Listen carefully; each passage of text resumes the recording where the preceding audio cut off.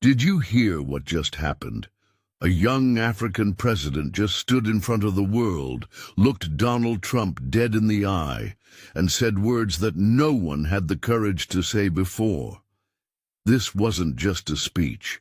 This was a moment that shook global politics to its core.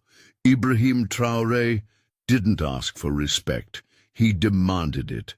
And in doing so, he may have just started a revolution. Stay with us, because what you're about to hear will make history. Did he really just say that to Trump? The words echoed across social media, newsrooms, and living rooms around the world. It wasn't just a headline, it was history in the making. Something unforgettable had just taken place at the prestigious Global Leadership Summit in Geneva, where the most powerful leaders of the modern world had come together under one roof to discuss global peace, economic development, and the future of humanity. In a room glowing with polished marble, crystal chandeliers, and guarded by elite security, presidents, prime ministers, billionaires, and monarchs sat shoulder to shoulder. The world watched, expecting formal speeches and political small talk, but no one could have predicted what was about to unfold. From the corner of the Grand Hall, Ibrahim Traoré, the young and fearless president of Burkina Faso, sat quietly, his eyes sharp, focused, unblinking.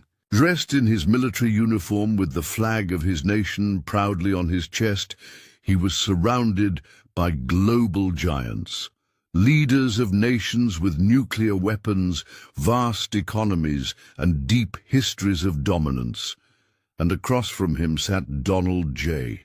Trump, the controversial and ever-bold former president of the United States.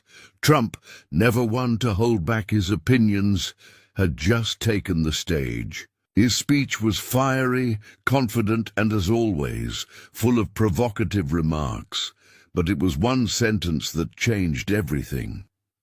He looked around the room, smiled slightly, and said, "You know, when you look at Africa, you just see chaos and corruption. You don't know who's running what, and honestly, it's a mess. Total disaster." Some laughed awkwardly. Others exchanged glances, unsure whether to react.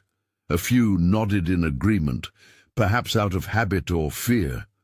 But not Traoré. He didn't.